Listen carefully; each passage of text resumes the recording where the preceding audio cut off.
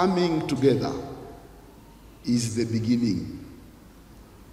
Kuwa pamoja ni mwanzo tu. Keeping together is the progress. Kudumu pamoja ndio maendeleo yanayoendelea kuwepo. Mwisho, working together is the success. Kufanya kazi pamoja ndio mafanikio.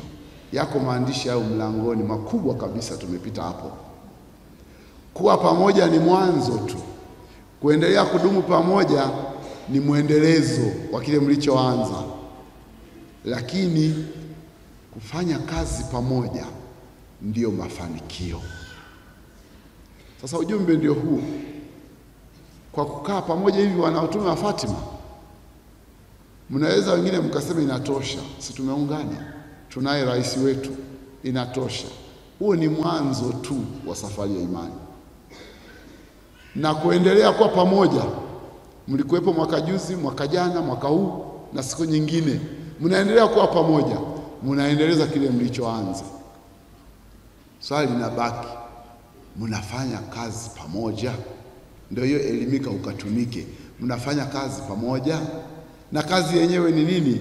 Kulihudumia neno la Mungu.